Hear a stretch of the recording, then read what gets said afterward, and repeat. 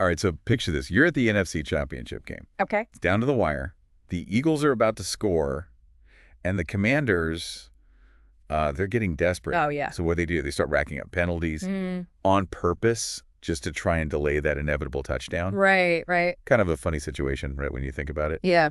But this little quirk of the rules, it actually highlights something much deeper, I think, about how we humans sometimes deal with threats, even the really big looming ones. Yeah, it's almost like we're mimicking those commanders, but on a global scale. We see the touchdown coming, those major threats to humanity, but instead of tackling them head on, we find ourselves making these little encroachments, these tiny choices that ultimately push us closer to the edge. Yeah, which leads us perfectly to today's deep dive, the Doomsday Clock. All right. Now, for anyone who might not be familiar, this isn't some literal timepiece. Right. It's a symbolic gauge created by the Bulletin of Atomic Scientists to illustrate just how close humanity is to, well, annihilation. And it's not just a relic of the past either. Yeah. The Doomsday Clock is still very much a part of the conversation today. Right. In fact, it was recently set at 89 seconds to midnight. Wow. The closest it's ever been. 89 seconds. That's cutting it pretty close, isn't it? What exactly is pushing us that close to the edge? Yeah. From what I've read, it seems like it's not just one single threat anymore. You're absolutely right. The clock's setting is influenced by a whole host of factors these days. Okay. Nuclear war obviously is still a major concern, but you've also got things like climate change, biothreats like pandemics, the rapid development of artificial intelligence, and even the spread of disinformation. Wow. All of these are contributing to that 89-second mark. So with all these different factors in play, does the Doomsday Clock even work as a metaphor anymore? Is it still a relevant tool in the 21st century, or has it become, well, kind of like those commanders delaying the inevitable? It's a great question and one that sparks a lot of debate. To understand it, we need to go back to the beginning. The Doomsday Clock was first created in 1947, right in the heart of the Cold War. Okay. Back then, the threat of nuclear war was front and center in everyone's minds, and the clock was a way to visualize that very real and immediate danger. So it was born out of that very specific fear. Yeah. A kind of binary situation, nuclear war or no nuclear war. Right. But as we mentioned, the threats today are much more diverse, and many of them unfold much more gradually. Exactly. Take climate change, for example. It's not a sudden midnight strikes kind of event like a nuclear attack. It's a slow, cumulative process with consequences that build up over time. It's difficult to represent that kind of risk on a clock face designed for something as immediate as nuclear war. That makes sense. It's like trying to measure two completely different things using the same yardstick. Yeah. So how did the Doomsday Clock evolve to encompass these more complex risks? Well, after the Cold War ended, the Bulletin of Atomic Scientists recognized that the landscape of global threats was changing. They started incorporating new risks like climate change, bioterrorism, and even cyber warfare into their assessments, shifting the clock's focus beyond just nuclear annihilation. So the clock became more of a barometer of overall global risk rather than just a nuclear countdown. That must have been a pretty significant shift in thinking. It was a recognition that humanity faces a web of interconnected threats, many of which don't fit neatly into the old Cold War paradigm. Yeah.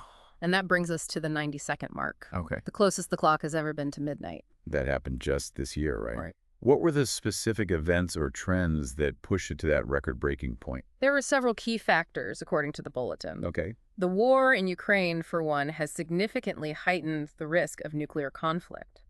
We're seeing a breakdown of arms control agreements and a renewed emphasis on nuclear weapons in military doctrines. It's like we've taken a step back in time, haven't we? Back to those Cold War anxieties about nuclear annihilation. In some ways, yes. But it's not just about nuclear weapons. Climate change continues to accelerate, with extreme weather events becoming more frequent and severe. You're right. The past year alone has seen some of the hottest temperatures on record. Yeah. Along with devastating wildfires, floods, and droughts across the globe.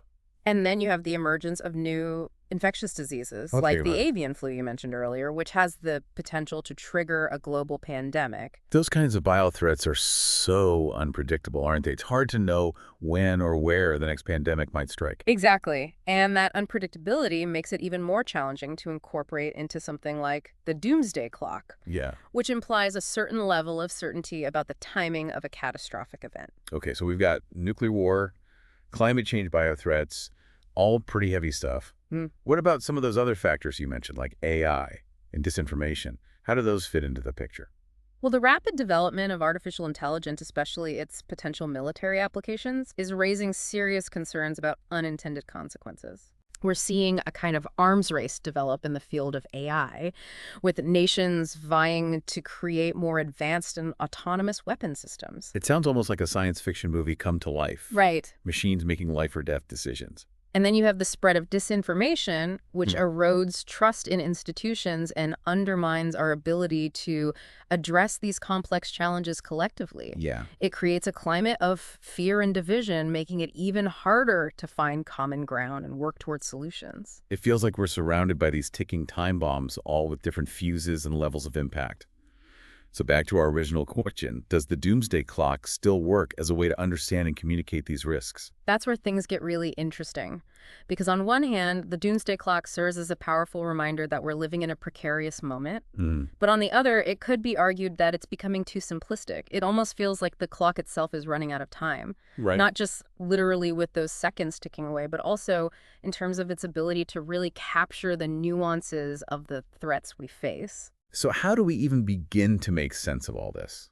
If the doomsday clock isn't the perfect tool for the job anymore, Right. what other ways are there to think about these risks and how to address them? Well, one approach is to move away from the single overarching metaphor of the clock and instead focus on specific scenarios. Okay. For example, instead of just saying climate change is bad, we can explore what a world with a 2 degrees Celsius temperature increase might look like. Okay. What would be the impacts on coastal communities, on food production, on human health? That's a really interesting way to frame it. Yeah. By getting into the specifics, you make the risks feel more tangible, more real, Exactly. and less like these abstract concepts we hear about but can't really grasp. And once you start thinking about specific scenarios, you can start to explore potential mitigation strategies. Okay. What steps can we take to reduce greenhouse gas emissions? How can we adapt to the changing climate? How can we build more resilient communities? It becomes less about preventing some abstract doomsday and more about taking concrete actions to create a better future. Precisely. And that brings us to another important point, the power of storytelling. Yeah. The doomsday clock, with its stark imagery of a clock ticking down to midnight, can evoke fear and anxiety. Yeah. While that can be motivating in some ways, it can also lead to a sense of helplessness and despair. So how do we move beyond that fear and inspire people to take action without overwhelming them? One way is to focus on stories of resilience, innovation, and hope. Okay. We can highlight the individuals and communities who are already taking action to address these challenges Right. and showcase the solutions that are emerging. Instead of just dwelling on the potential for disaster, Yeah, we can show that there are people out there working to create a better future. exactly. And by sharing those stories, we can empower others to feel like they can be part of the solution. Now, you mentioned earlier that some people critique the doomsday clock, saying it's too simplistic for the complex threats we face today. How do you respond to that? Is there any validity to those critiques? There's definitely some truth to that criticism.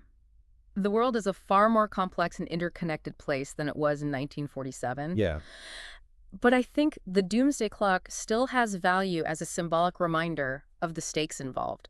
It's a way to grab people's attention and spark a conversation about the choices we're making and the future we're creating. It's almost like that initial football analogy we were talking about, the Commanders racking up penalties, trying to delay the inevitable touchdown. Right. In a way, that's what we're doing as a species, right? Yeah. We're seeing these threats approaching, but instead of tackling them head on, we're making these small choices, these little encroachments that ultimately bring us closer to the edge. That's a brilliant connection. Yeah. And it highlights something crucial. We may be delaying the touchdown, but it doesn't make the game disappear. The challenges are still there, and they require our attention and action. So how do we break out of that cycle of procrastination and denial? How do we shift from this mindset of delaying the inevitable to one of actively shaping the future? That's the million-dollar question, isn't it? Part of it, I think, is recognizing that we're not just passive passengers on this planet. We're the drivers. We have agency, and the choices we make, both individually and collectively, have a profound impact on the course of events. It's like realizing that we're not just watching the game, we're actually playing it. Exactly. And we have a responsibility to play it well. And that means being informed, being engaged, and being willing to make difficult decisions. It means thinking long-term, considering the consequences of our actions, and prioritizing the well-being of future generations. It's about moving beyond that binary mindset of doom versus survival and embracing a more nuanced understanding of risk resilience and the potential for positive change. You've hit the nail on the head. Because while the doomsday clock might paint a stark picture of the challenges we face, it's not meant to be a self-fulfilling prophecy. It's a wake-up call, an invitation to engage in a collective effort to steer humanity towards a more sustainable and hopeful future. But if the doomsday clock isn't the ideal metaphor for this new era of complex and interconnected risks, what is? How can we visualize and communicate these challenges in a way that inspires action rather than despair? That's a fantastic question, and one that I think deserves a lot more attention.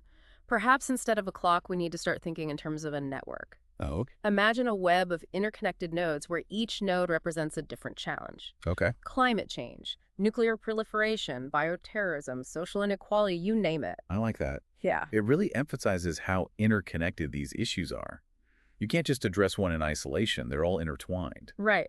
And the connections between those nodes represent the complex relationships between these challenges. For example, addressing climate change can have positive ripple effects on biodiversity, global health, and even social justice. So it becomes less about fixing individual problems and more about understanding the system as a whole and finding solutions that create positive feedback loops across the entire network. Exactly. And that kind of holistic approach requires a shift in thinking.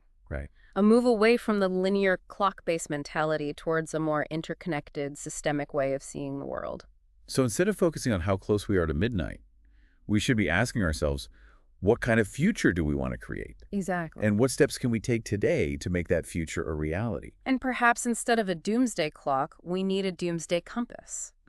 A tool that doesn't just tell us how much time we have left, but helps us navigate the complexities of the 21st century. Yeah. Make informed choices and chart a course towards a future we can all be proud of. A doomsday compass. I love that. It feels so much more proactive and empowering. It's about recognizing that while the challenges are real, we have the power to choose our direction, to navigate the storms, and to create a future where humanity not only survives, but thrives. It's a powerful image, that doomsday compass.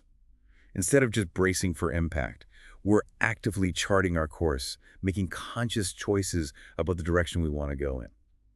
So as we wrap up our deep dive into the doomsday clock and how we perceive these global risks, what are some of the key takeaways for our listeners? Well, first and foremost, I think it's crucial to acknowledge that we're facing some serious challenges as a species.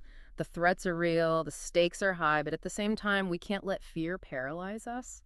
It's about finding that balance between awareness and action, understanding the risks without succumbing to despair. It's like that old saying, knowledge is power. But knowledge without action is, well, just knowledge. Exactly. And that leads to the second takeaway, the importance of moving beyond simplistic explanations and really grappling with the complexity of these issues. The doomsday clock, as we've discussed, can be a useful starting point, a way to grab people's attention, but it's just one piece of a much larger puzzle. It's like looking at a single brushstroke and trying to understand the entire painting.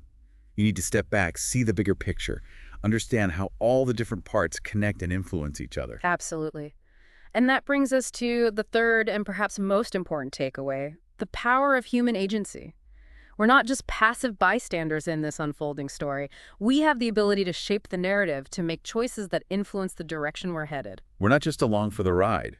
We're behind the wheel, so to speak. And that's both empowering and a bit daunting, wouldn't you say? It's definitely both. But I think the more we embrace that sense of agency, the more likely we are to create a future that reflects our values and aspirations. So as we leave our listeners with this final thought, what do you hope they take away from this deep dive? What's that one nugget of insight you'd like them to carry with them? I hope they walk away feeling informed, engaged, and inspired to take action. The challenges are daunting, yes, but they're not insurmountable. We have the knowledge, the tools, and the collective capacity to navigate these complexities and steer ourselves towards a future that is both sustainable and hopeful. Beautifully said.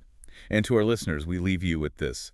What does your doomsday compass look like? What values and principles will guide you as you navigate the challenges and opportunities that lie ahead? The future is ours to shape, so let's make it one worth fighting for.